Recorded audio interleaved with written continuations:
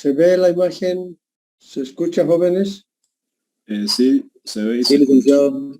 Gracias, muy amables. Como siempre, el que no tiene habilitada la cámara no está conmigo, así que ya sabe.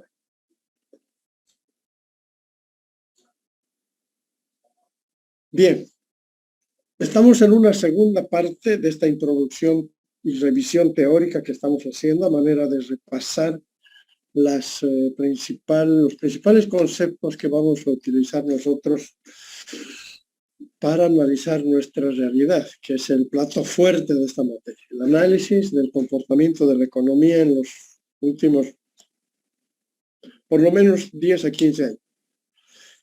Entonces, ¿qué hemos venido haciendo? La primera parte nos hemos centrado en entender, en ver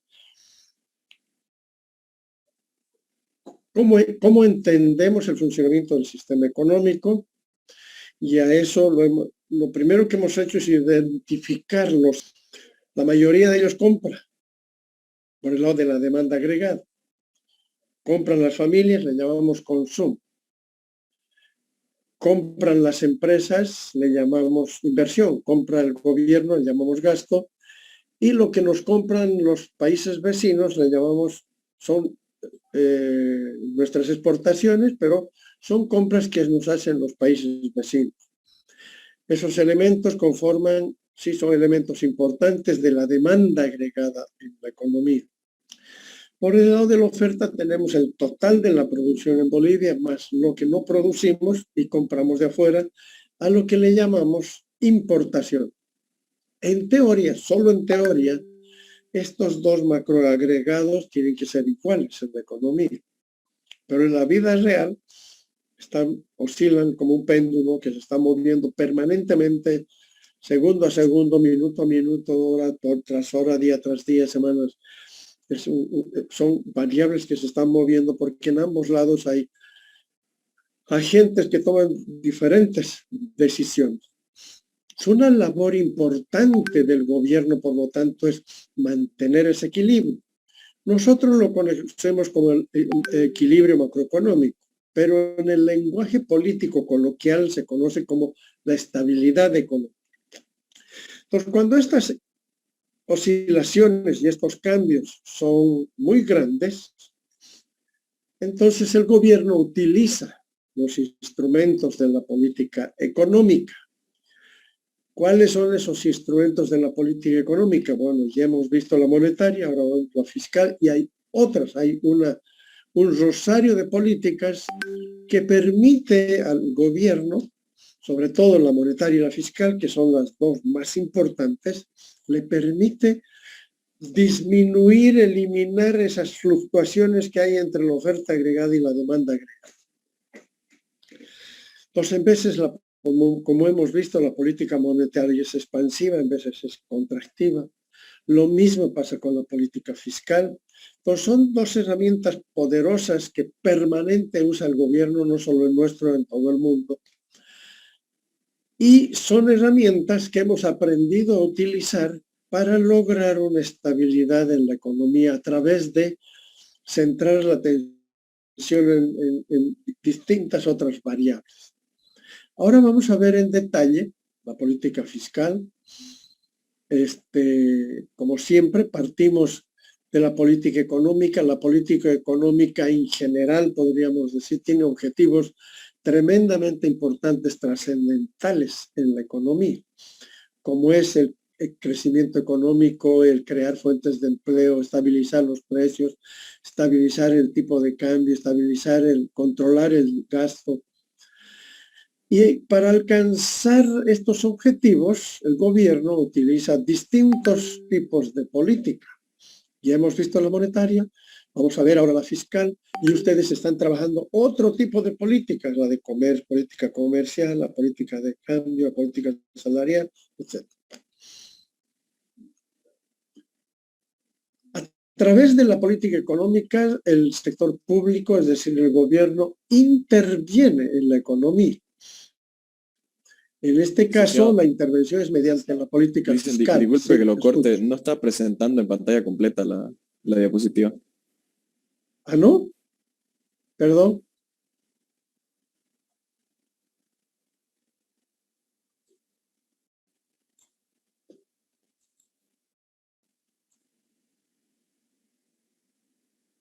Ahora, Diego,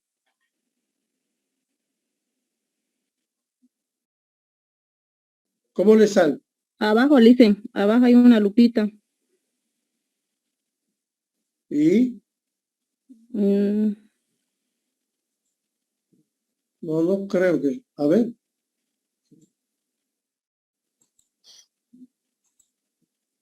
ahora,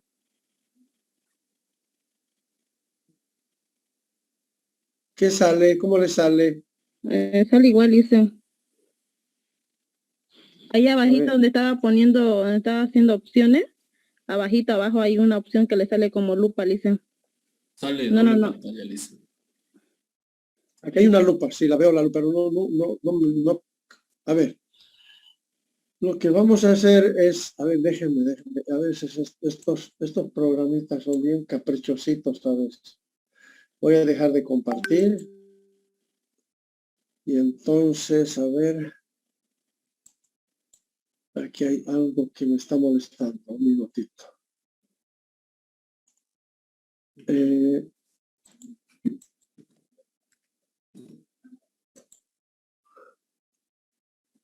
Ya,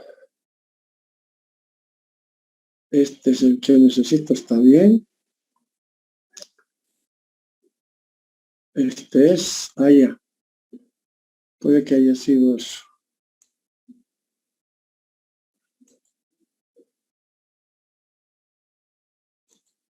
Ya. Oh, y ahora, aquí está.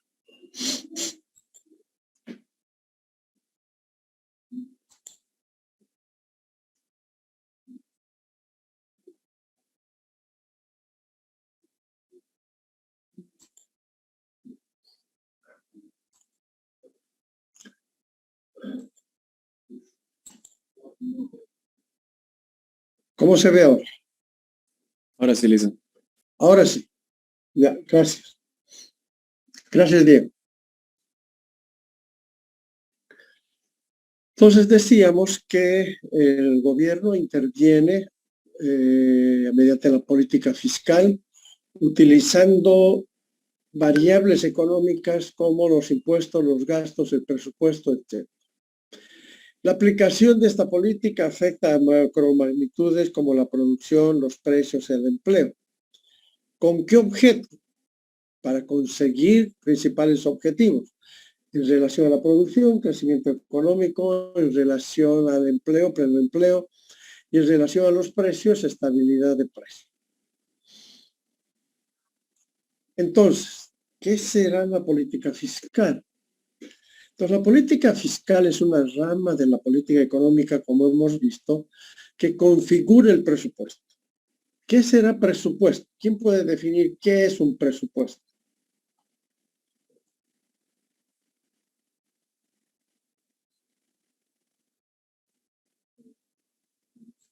¿Qué será un presupuesto?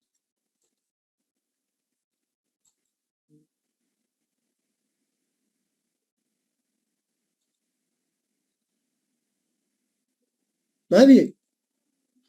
¿Cómo definiríamos un presupuesto?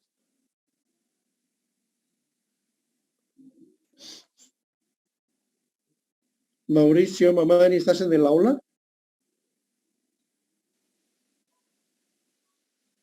¿Qué será un presupuesto, Mauricio?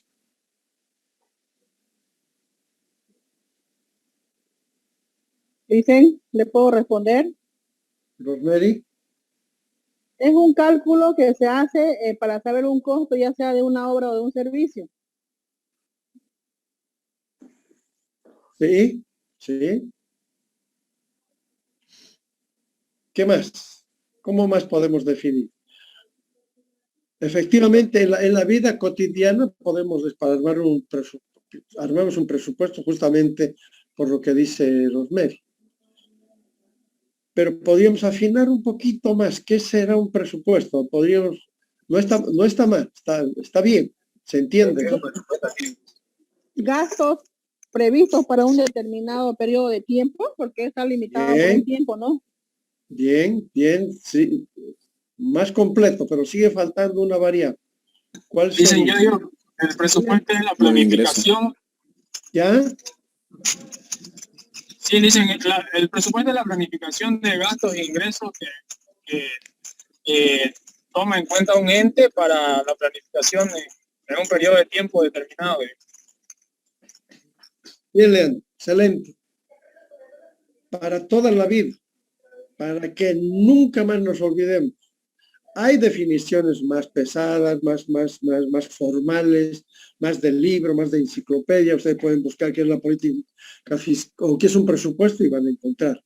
Para mí, si a mí me dicen que es un plan de ingresos y gastos, listo, 100. Un presupuesto es un plan de ingresos y gastos. Así de simple. Tenemos a nivel familiar, yo tengo un presupuesto familiar, tengo una planillita donde registro los ingresos y donde están consignados todos mis gastos.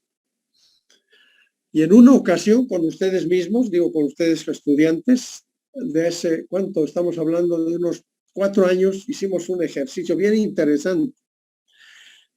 Por grupo armamos una canasta familiar, justo era, un poquito más allá era. Y estábamos con la disminución de los precios de la materia prima y en el país ya empezó a aparecer el déficit fiscal, déficit comercial y se sentía un poco la crisis. Estamos hablando antes de la pandemia. Y la cosa se venía negra. Entonces decíamos, a ver, ¿cómo podríamos defender la economía de las familias pobres, medianas y por qué no de todas las familias? ¿Cómo podríamos contribuir nosotros desde la universidad? Pues, y lo discutimos y dice, pues, profe, hay que ver qué está pasando con los precios de los bienes de la canasta familiar. Bien, entonces, ¿qué tenemos? Recogeremos información. Entonces, durante un buen tiempo hemos recogido información de la canasta familiar, no cualquiera, de los integrantes del grupo. Y hemos empezado a armar una canasta y hemos dicho, a ver, ¿cuál sería el área esencial del consumo familiar? Entonces hemos definido un área esencial, imprescindible, sin la cual no se puede vivir. Un área que le hemos llamado algo así como ni fu ni fa, ni me viene, ni me va, ni me perjudica, ni me hace bien. Y otra, y incluso le hemos puesto colores, rojo la esencial, amarilla la ni fu ni fa y verde la prescindible. En una situación de crisis, ¿en qué ítems tendría que concentrarse la familia? Obviamente en los esenciales, en lo que estaba color rojo. Y ahí hemos armado, incluso hemos hecho una presentación bien interesante. Incluso un grupito llegó a la tele. Y dijo, ¿cómo hay un grupo de jóvenes que ha encontrado una fórmula para... Ya les vi bien, digamos en términos generales cayó bien, pero en realidad la gente común, en nuestros mismos hogares, por alguna razón, que no sé explicar la verdad, no son adeptos a armar un pequeño presupuesto. Y por lo que yo he visto, es una herramienta poderosa para defenderse de una crisis. Porque uno puede eliminar las franjas amarillas y verdes y quedarse única y exclusivamente con la roja. Si mejora la situación, pues va a tener al fin de la gestión, medir los ingresos con los gastos. Si queda un excedente, le llamamos superávit. Y en las familias eso se llama orden.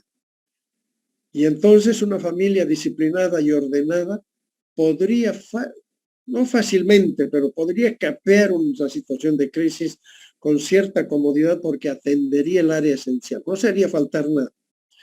No gastaría en cosas que ni le vienen ni le van, peor en las prescindibles. Es por decirles, por ejemplo, nosotros acostumbramos los domingos a salir donde sea. Bueno, bonito y barato, donde sea, caro, caro, barato, barato, donde nos caiga bien, pero y no deja de ser un gasto. Pero eso es un lujito extra, uno podría decir. ¿Puedo prescindir? Absolutamente. Se puede hacer un locro en mi caso, con un cuarto del presupuesto que uno gasta en un domingo. Y así, uno puede señalar una serie de periódicos. A mí me llega todos los días. Es un gusto adquirido, costumbre. Pero puedo prescindir porque entro a ver Al Deber o a cualquier periódico del mundo. Y voy a tener las noticias al minuto, no como el periódico, noticias hasta la medianoche, hasta la madrugada, no. Noticias que son de la mañana. Y así por el estilo. Pero ¿cuántos hacemos eso? A ver, hagamos un pequeño sondeo. En la casa de ustedes, ¿en cuál casa de ustedes se tiene un videíto? Digo, un presupuesto. ¿Quién maneja un presupuesto de ingresos y gastos? ¿Su papá, su mamá? ¿O cómo se maneja? ¿Quién maneja? A ver, ¿quién se anima a contarnos su experiencia? Nadie. No se arma, no hay. Les digo, involúcrense jóvenes. Es una herramienta poderosísima de disciplina en el gasto. Hagan el ejercicio y van a ver. Es impresionante eso lo que se logra. Históricamente yo he tenido buenos y malos momentos. En los buenos momentos he tenido ahorros extraordinarios, pero así extraordinarios. Y uno acumula y uno expande el patrimonio, y me ha tocado también apelar al ahorro. Momentos en los que las cosas se ponen feas y pues los gastos son mayores a los ingresos, sobre todo cuando los hijos están en la universidad. Es un gasto extraordinario y a veces y son gastos más fuertes que de la escuela y el colegio, por lo menos en mi caso. Y entonces uno desahorra, jóvenes, desahorra. Pero si uno no tuviera, ahora no tanto, pero hace unos 10 años atrás, yo tenía unos sobrecitos, recibía el sueldo y ahí estaban los sobrecitos, era comida, era una cosa, todo dividido en los sobres. Y lo que sobraba al banco, los teníamos para gastar. Cuando se acababa un sobre significaba desahorro y cuando sobraba era ahorro. Pues han habido épocas en las que he ahorrado bien, extraordinariamente, y han habido épocas en las que he tenido que apelar al ahorro que tenía en el banco. Y yo les digo, por experiencia, es una herramienta poderosísima y deberían usar, sí, las familias más pobres porque son las que están al centavo. Las familias medio acomodadas, las familias que tienen ciertas restricciones presupuestarias, justamente. Entonces, estamos hablando a nivel de familia, a nivel de junta de vecinos, a nivel del club. Un presupuesto se maneja a nivel de la universidad, un presupuesto se maneja a nivel de la gobernación, de la alcaldía y obviamente el presupuesto general de la nación, que tiene esos componentes importantes, los gastos y los ingresos. Entonces,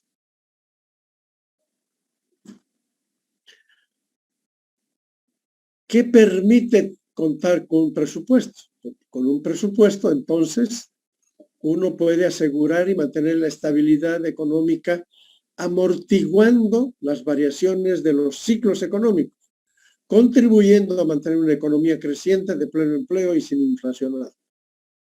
Entonces, la política fiscal, como tema fundamental, administra los gastos y los ingresos públicos, controla naturalmente el impuesto a través de instituciones monstruosas como el SIM, por ejemplo, el Servicio de Impuestos Nacionales. Interviene en el endeudamiento, vamos a ver más adelante cómo está vinculado el endeudamiento a la política fiscal, vela por la estabilidad económica, controla el desempleo y controla la inflación.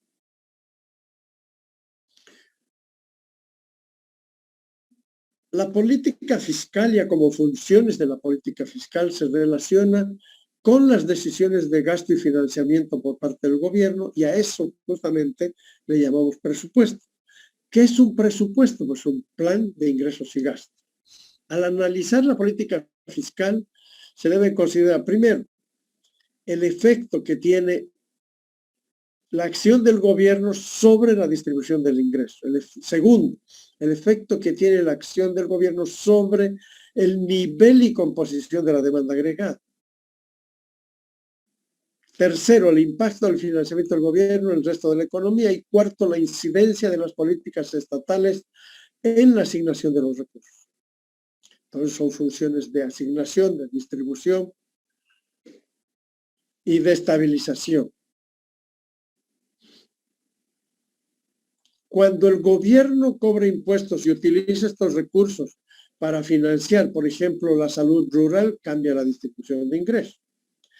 El efecto de la acción del gobierno sobre la demanda agregada es el que más interesa desde el punto de vista de la política macroeconómica. Entonces, ¿qué será? ¿Cuáles serán? ¿Por qué nos interesa la demanda agregada? ¿Cuáles son los componentes de la demanda agregada?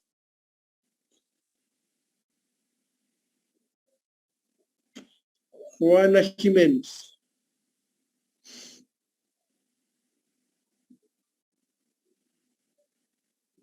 ¿Cuáles son los componentes de la demanda agregada?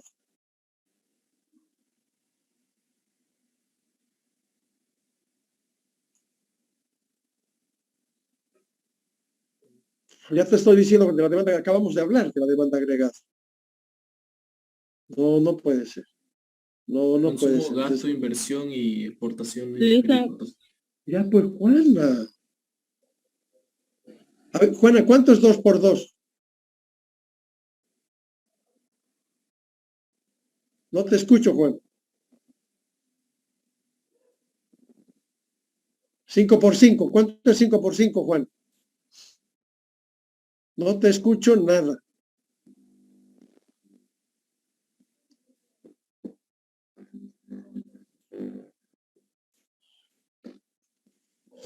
Nada.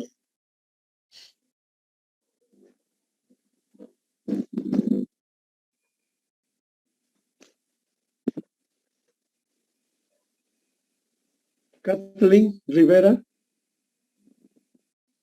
Dicen el consumo, la inversión, el gasto y no me acuerdo el otro. Y la exportación neta, dicen. Pues, sí, El saldo de la balanza comercial. Estamos pataleando sobre esto, estamos repasando, por favor, jóvenes. Estamos repasando esto. Esto es, Kathleen, ¿cuánto es 5 por 5? 5 por 5. 25. Eso, así tienen que responder.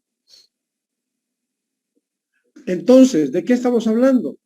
De las compras de la familia, le llamamos consumo, de las compras de las empresas, le llamamos inversión, de las compras del gobierno le llamamos gasto y de las compras de los países vecinos son exportaciones. ¿Sí? ¿Y por qué nos interesa tanto desde el punto de vista de la política fiscal la acción que tiene el gobierno sobre la demanda agregada? ¿Cuál de estos componentes que hemos señalado está directamente relacionado con la política fiscal? El gasto. El gasto. El gasto público. El gasto público. Mueve el gasto público, se conmueve toda la demanda agregada. Se mueve. Por eso interesa, por eso dice, por eso está en grande el efecto de la acción del gobierno sobre la demanda agregada. es decir, sobre el consumo de las familias, sobre la inversión, sobre el gasto, sobre todo el gasto del gobierno, que es componente, parte de toda esa bolsa que es demanda agregada. Por lo tanto, esa bolsa puede ser más grande o más chica dependiendo de las decisiones del gobierno. Por eso interesa más que las otras. ¿Cuáles son los objetivos? Pues en consecuencia, los objetivos principales de la política fiscal son la asignación, la distribución y la estabilización de la economía. ¿Cuáles son los instrumentos de la política fiscal? Pues los impuestos y el gasto público. ¿Sí? Y de manera indirecta está relacionado con el manejo de la deuda pública.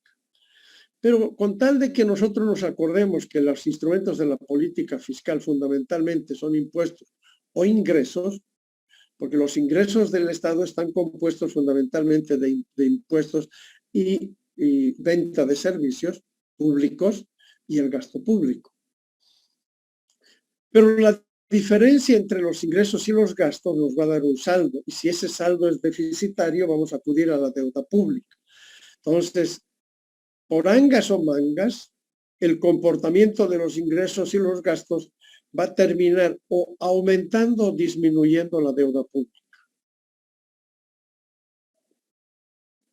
Tenemos dos tipos de política fiscal, la política fiscal expansiva y la política fiscal restrictiva. Entonces,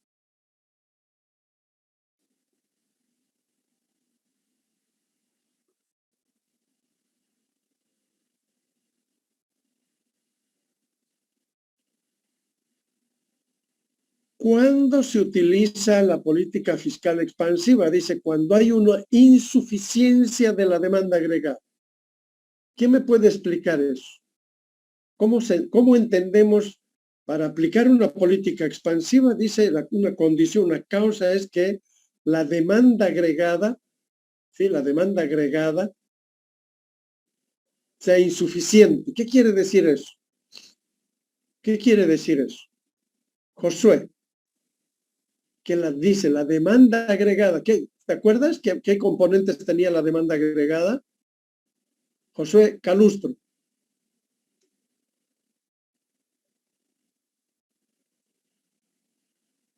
Josué. Josué. Insuficiencia, dice, ¿no? Sí, insuficiencia de la demanda agregada. Pero, Josué, ¿estás en el aula o no estás? Perdón un minutito, chicos. Josué.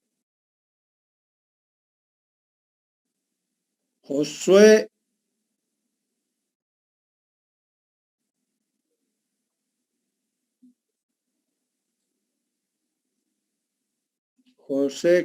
Castro.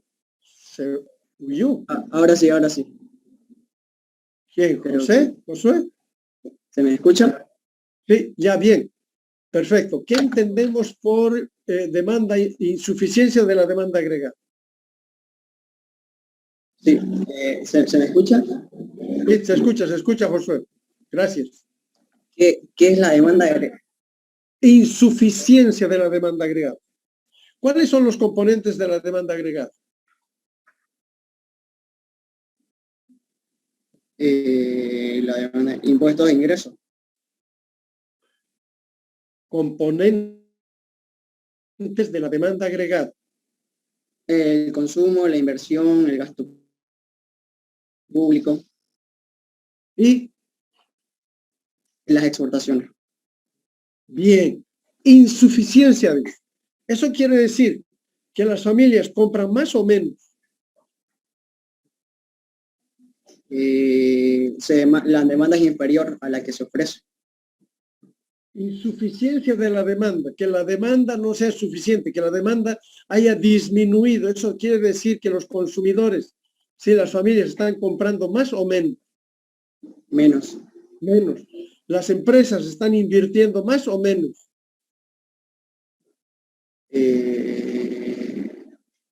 Baja la producción, así que menos, ¿no? Menos. El gobierno está gastando más o menos. Menos también. Menos. Se genera desempleo. Hay más o menos exportación.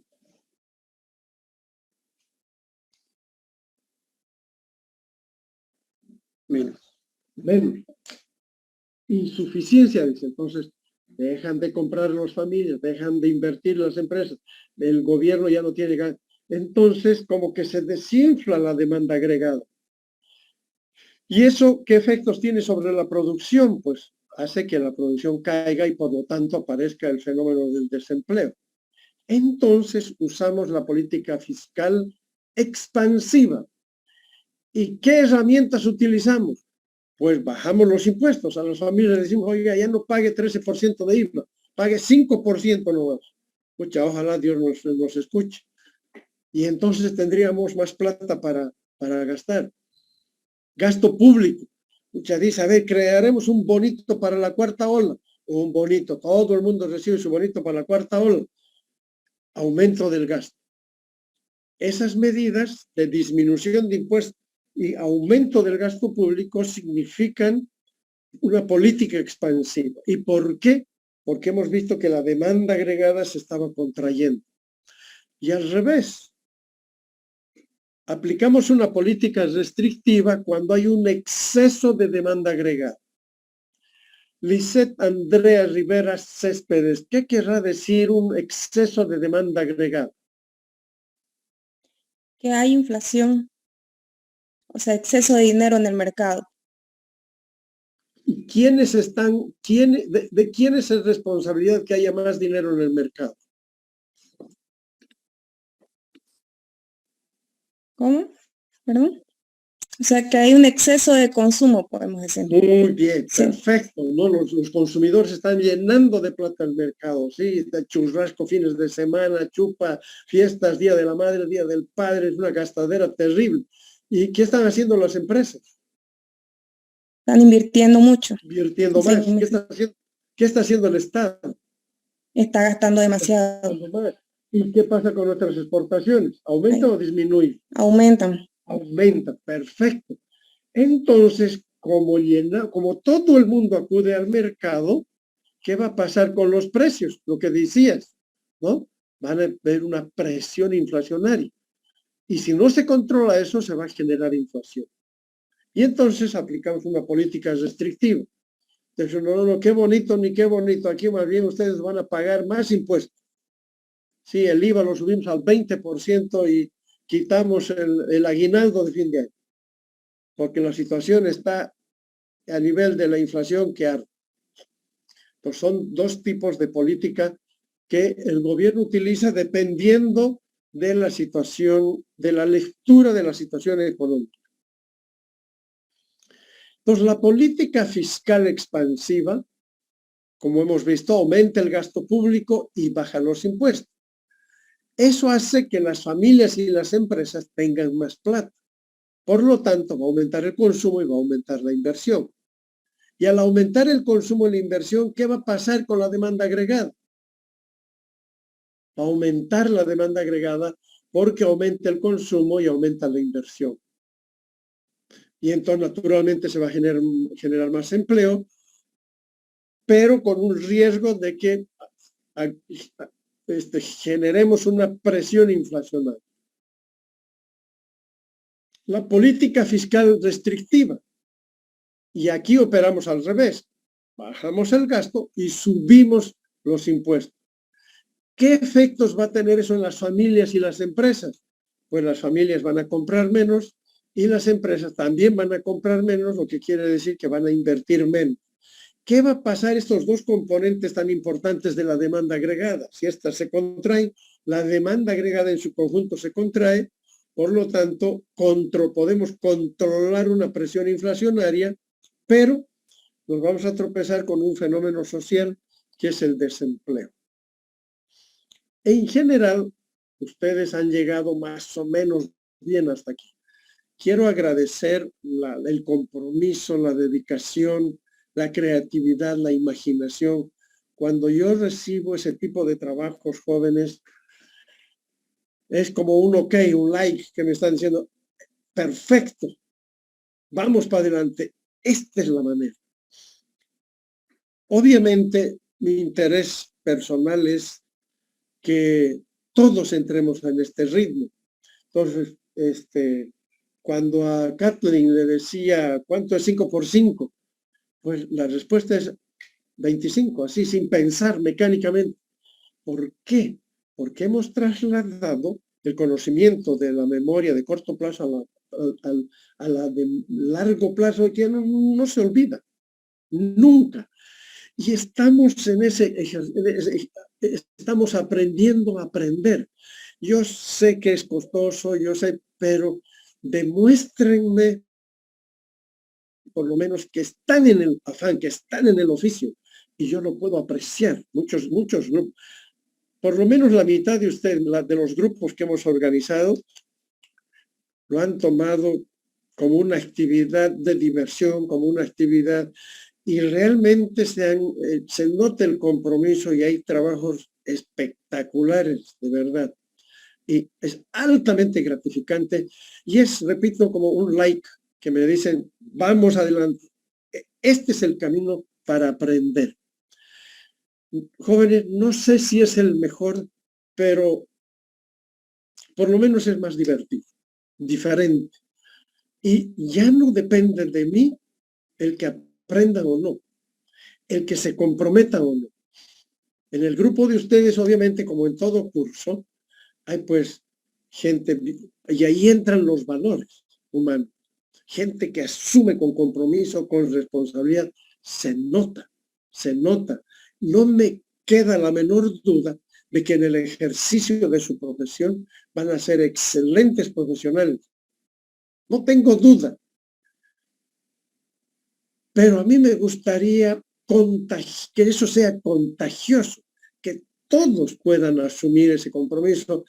Finalmente, he estado la anterior semana hablando con nuestra decana y está interesadísima en el tema de la neuroeducación, pero tiene miedo a la resistencia de profesores conservadores. Eso siempre ha pasado en la universidad. Yo creo que les he comentado a ustedes lo que les ha costado a sus profesores, gracias a la pandemia, saltar a la piscina por el tema digital, las redes sociales, el Zoom, el Classroom, etc. Pero han tenido que pasar 3 meses durísimos para algunos de sus profesores. Les han tenido que ayudar con ayudantes en domicilio para que más o menos puedan manejar la virtualidad. No es fácil, jóvenes, no es fácil. Pero ahí estamos empujando. Sí, me ha dicho, no es el momento todavía como estamos saliendo de la pandemia, apenas estamos saliendo de la estamos lo que tenemos estamos manejando a medias. Esperemos que todo vuelva, difícil que todo vuelva a la normalidad, jóvenes. Ya la normalidad que teníamos antes es historia. Nunca más va a ser así. Entonces vamos a tener restricciones, siempre el uso del barbijo, el uso del alcohol. Por lo menos ahora podemos hacer presenciales. Esas actividades me hubiera gustado hacerlas presenciales, pero ahí está el consejo de sus mismos compañeros, los más antiguos, los que me ayudan.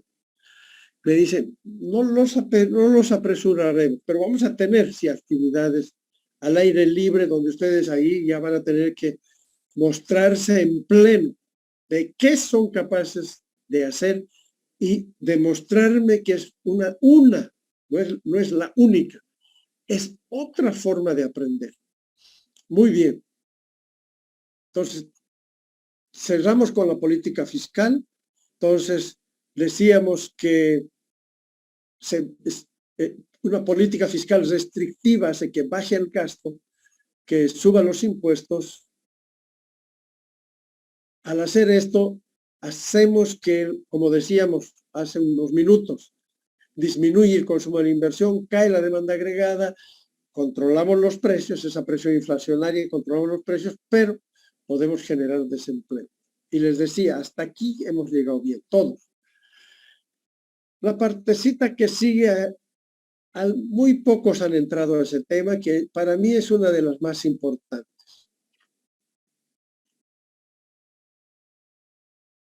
Como resumen, un grafiquito dice un mapa conceptual sencillo, vale más que 1000 palabras. Aquí está la política fiscal, sus instrumentos son los impuestos por ingresos y el gasto público. Si queremos una política expansiva, tenemos que disminuir los impuestos y aumentar los gastos.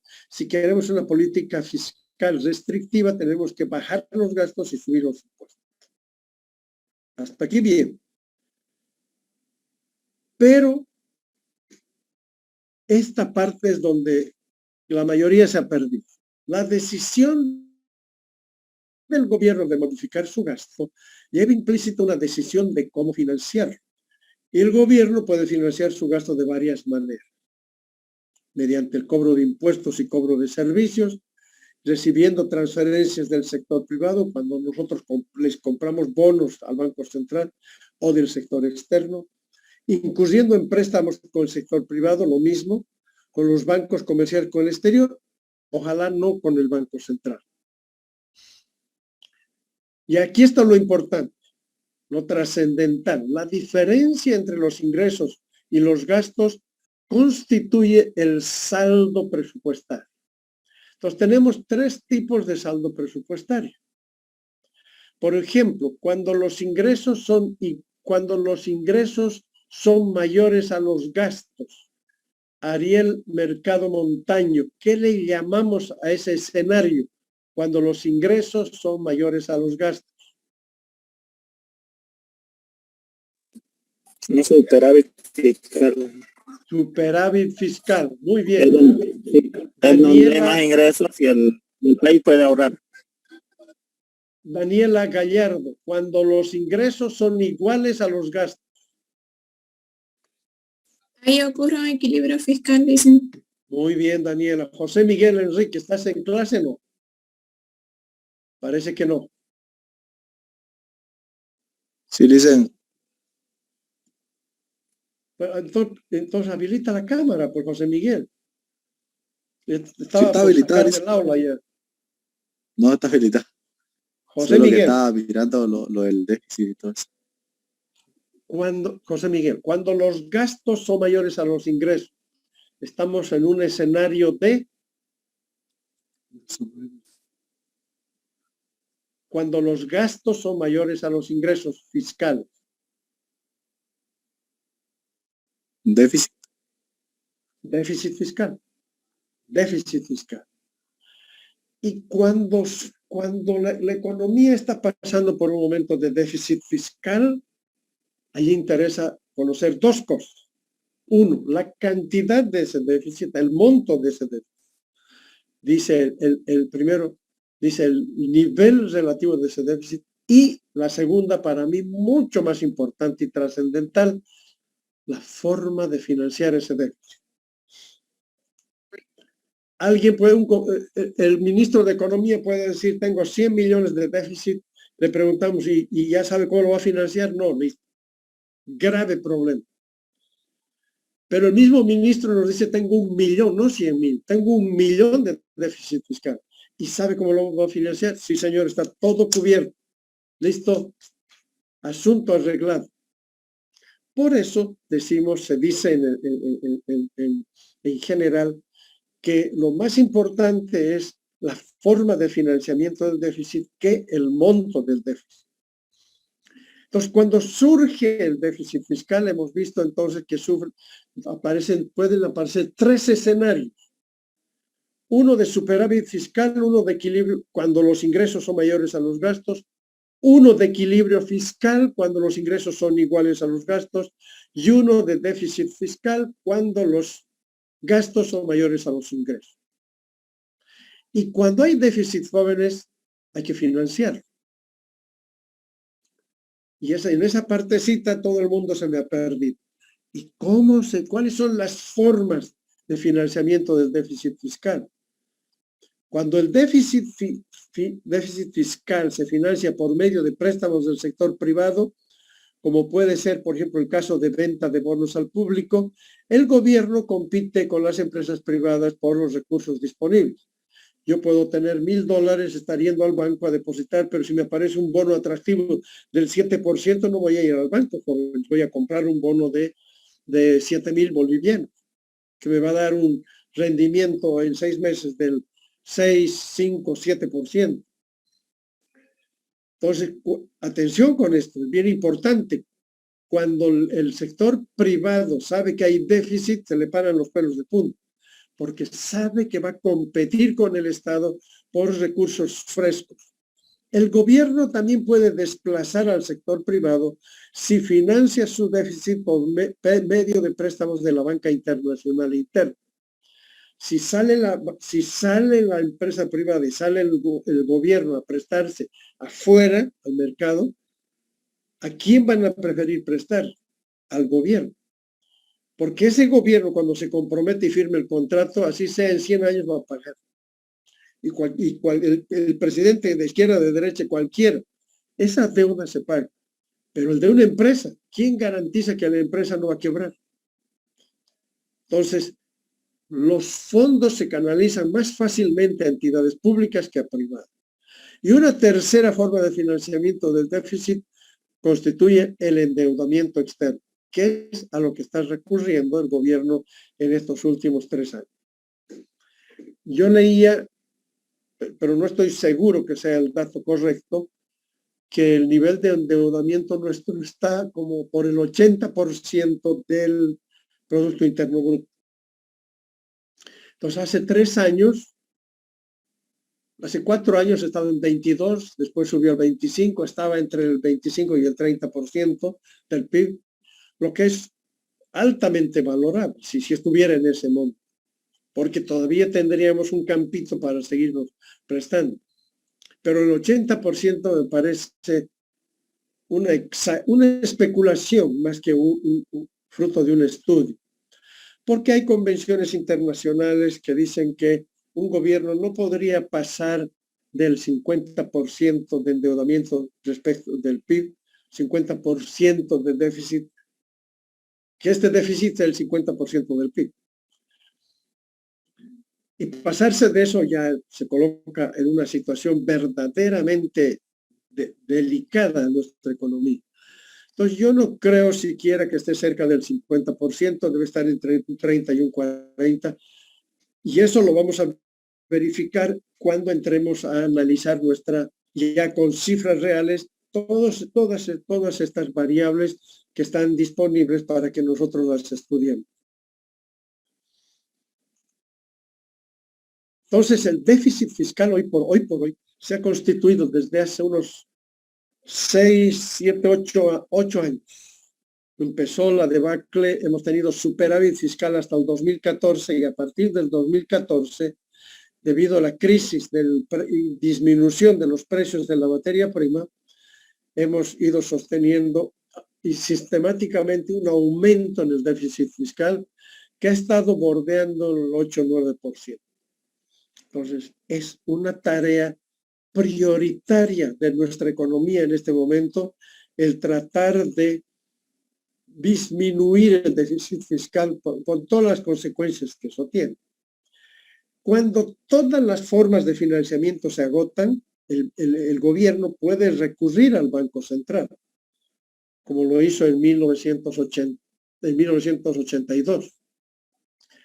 El gobierno no tenía ninguna fuente de financiamiento y habían 30 millones de dólares en el Tesoro, pero que estaban comprometidos, eran fondos de donación de los Estados Unidos contra la lucha, por la lucha contra el narcotráfico. Entonces no eran de libre disponibilidad y no había de dónde prestarse y estábamos endeudadísimos y nadie nos quería prestar. Y había que cumplir obligaciones, el pago de sueldos de los empleados del sector público, etcétera, etcétera. Policías militares, universidades, escuelas, colegios, centros médicos, y no había un peso disponible. Entonces, ¿qué hizo el gobierno? Pues le obligó al Banco Central a hacer una emisión inorgánica de dinero, es decir, más papel. Entonces, ¿qué hemos hecho familias, empresas y el mismo gobierno? Pues salir con esos papelitos a gastar. ¿Y qué hacían por las caseritas o los venteros? Si alguien iba con un papelito y yo iba con 2, yo era capaz de comprar con 2. Si alguien venía con 5, compraba con 5. Entonces, automáticamente el hecho de disponer más papel sin respaldo hemos generado una hiperinflación que ha sido, creo, la tercera más grande del mundo. En el 84, 11.000% de inflación al año, cuando ahora no llega ni al 1%. Piensen, 1% el año pasado, ni 1% el año pasado. Imagínense, o sea, no hay ni cómo imaginarse, 11.000% de inflación. De locos. Y entonces, no es nomás gastar, decir, bueno, qué bien, vamos a estimular la economía, no. Hay que balancear. Hay que balancear y ver si vamos a gastar hasta qué tamaño de déficit fiscal estamos dispuestos a aguantar con su correspondiente financiamiento. Porque si no hay financiamiento para el déficit, jóvenes, ese sí es un tremendo problema. Muy bien. Esto es lo que quería compartir con ustedes, remarcar que esta última partecita vinculada al tema del déficit fiscal es central en la política fiscal y no ha sido abordada por ustedes. Se han quedado hasta los tipos de política fiscal, cuando deberían haber entrado al tema presupuestario, al tema del superávit, del déficit, y en caso de déficit buscar su financiamiento. En caso de financiamiento está vinculado con diversas formas de financiamiento, entre ellos el endeudamiento público. Preguntas. Licen, y en caso de que, digamos, muchas veces usted plantea que los déficits se financien con créditos, pero no evalúa la opción de recortar el gasto para que no exista déficit. ¿Esa es una opción inválida? Es válida. Y como, o sea, podrías aumentar los ingresos y disminuir los gastos. Yo te pongo de ministro de Economía y te doy los ítems de los gastos. Y te vas a encontrar con salud, educación, ¿sí? Y has repartido y te falta. Y no solo que te falta, sino que quieres disminuir. Y tienes entre medio la universidad. ¿A quién le quitas plata? Yo creo que ¿no? algunos... Sí, pero no, yo no creo que a esos sectores, yo creo que iría con los ministerios primero, lo de la presidencia y todo eso, creo que son muy grandes. Podría ser, sí, por ese lado, agarrar plenamente de acuerdo. Salud y educación, eso, más bien hay que invertir más en eso. Tal cual. Habría que ver también la distribución del gasto. Leandro, el mensaje es el siguiente, los gastos son más flexibles, perdón, los ingresos. Los gastos son una estructura difícil de manejar, bien difícil. Para alguien le tienes que quitar, ¿sí? Y entonces, cuando estás hablando de sectores tan complejos como la educación, la salud y otros. Y que están sindicalizados. Por ejemplo, podrías ahorrarte hartísima plata si le eliminan las Fuerzas Armadas, por ejemplo. ¿Por qué no? Porque te hacen un golpe de Estado. Imagínate. Imagínense, a ver, hurgar las policías o las Fuerzas Armadas. Pero dígame, ¿qué beneficio obtenemos de las Fuerzas Armadas? La policía me parece imprescindible, pero sueldazos de... A ver, ¿qué realmente, cuál es la contribución de las Fuerzas Armadas? En teoría deberían cuidar la frontera, pero no lo hacen tampoco. La cual nuestra frontera está más perforada por el contrabando que un sedazo de albañil.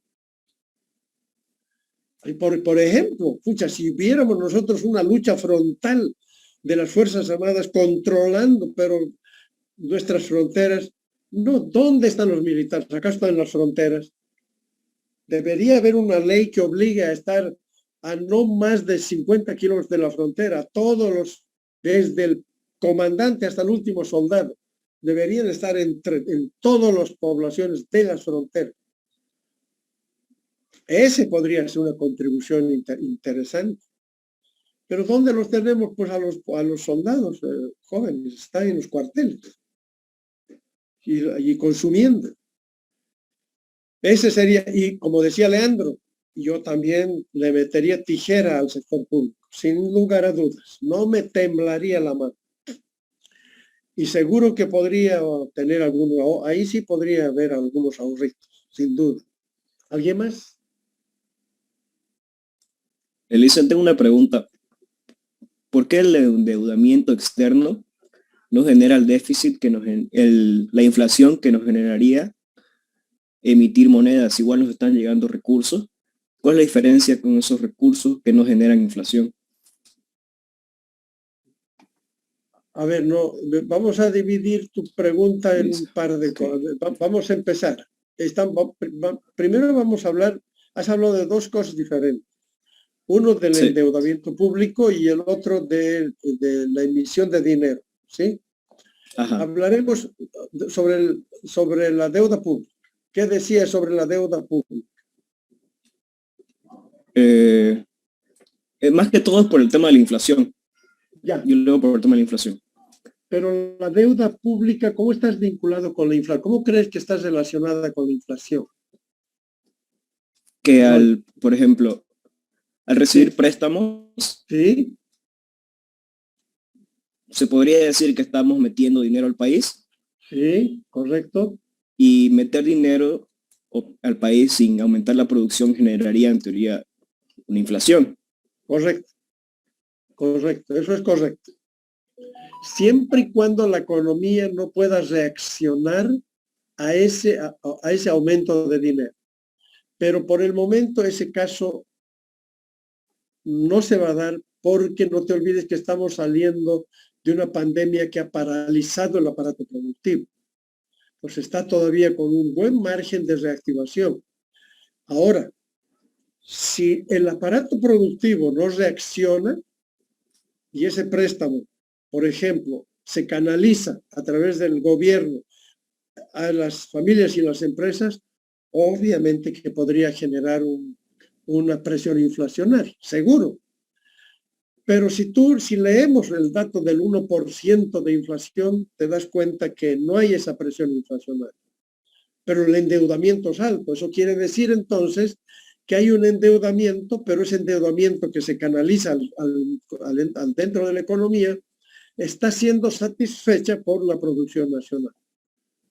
Pero si tuviéramos una inflación del 10%, ahí sospecharíamos que por ahí una fuente de presión inflacionaria viene por el endeudamiento y su inclusión en la economía. Bien, esa es una parte que quedó. ¿Quedó claro eso, Roy? Sí. Bien. Decía, eso estaba vinculado con la...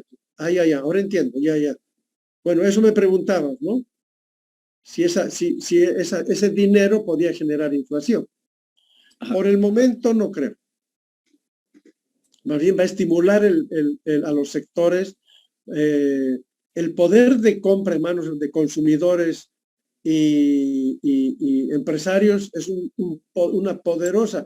Se habla de un modelo de estímulo de la demanda agregada.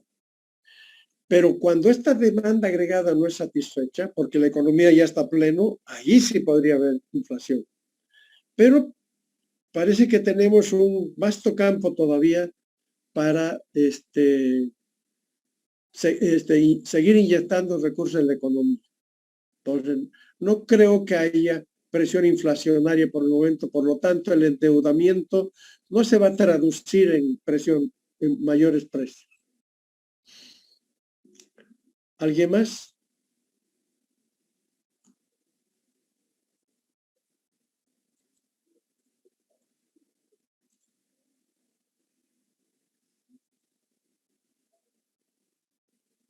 ¿Alguna pregunta más, jóvenes?